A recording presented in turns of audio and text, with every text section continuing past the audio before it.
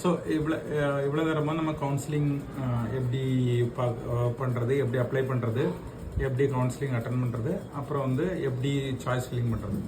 So இதில் பார்த்தீங்கன்னா வந்து கவுன்சிலிங் அப்போது என்னென்ன தப்புலாம் பண்ணக்கூடாது, அதாவது என்னென்ன தப்புலாம் பொதுவாக பண்ணுவாங்க, அதை வந்து நீங்கள் எப்படி பண்ணாமல் இருக்கலாங்கிறத பற்றி பார்க்கலாம். ஸோ ஃபஸ்ட்டு தப்பு பார்த்தீங்கன்னா எல்லாரும் கட் ஆஃப் ரிசர்ச் பண்ணாமலே வந்து சாய்ஸ் ஃபில் பண்ணுறது. ஸோ எப்போவுமே வந்து பாஸ்ட் இயர் டேட்டாவை பார்த்து அதுக்கு தகுந்தவாறு நீங்கள் வந்து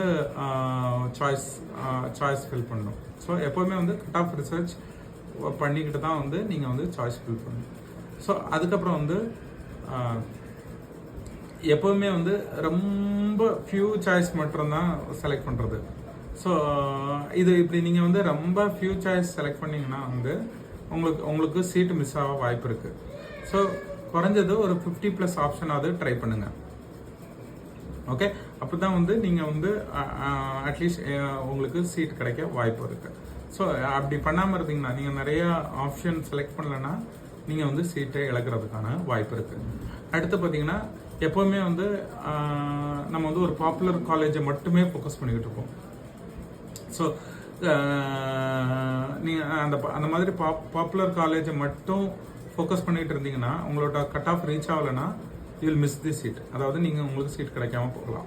ஸோ அதனால் வந்து எப்போவுமே வந்து பாப்புலர் காலேஜை மட்டும் ஃபோக்கஸ் பண்ணாமல் top colleges you can focus. So அதாவது டாப் லிஸ்டட் காலேஜஸ் வந்து ஃபோக்கஸ் பண்ணலாம். அட்லீஸ்ட் ஒரு 10-15 சாய்ஸஸ் நீங்கள் வச்சுருந்துருக்கலாம். ஸோ அதுக்கப்புறம் வந்து நிறைய பேர் என்ன பண்ணுவாங்கன்னா வந்து பிரான்ச்சு, அதாவது சிஎஸ்சி, மெக்கானிக்கல் அந்த மாதிரி பிரான்ச்சை வந்து இக்னோர் பண்ணிட்டு வெறும் காலேஜை மட்டும் பார்த்து செலக்ட் பண்ணுறது. ஸோ இது வந்து ஒரு பேஷன் இல்லாதவங்க தான் அப்படி செலக்ட் பண்ணுவாங்கன்னு சொல்கிறான். ஸோ உங்களுக்கு வந்து சப்ஜெக்டை பற்றி ஒரு பேஷன் இருக்கணும். அல்டிமேட்டாக வந்து அந்த காலேஜில் படித்தா இல்லை அந்த காலேஜில் இல்லைன்னா வந்து அதுக்கு ஈக்குவலாண்டான மற்ற டாப் காலேஜஸில் கிடைச்சாலும் ஓகேங்கிற மாதிரி இருக்கணும். ஸோ ஃபஸ்ட்டு வந்து உங்களோட பேஷன் தான் இருக்கணும், நாட் காலேஜ்.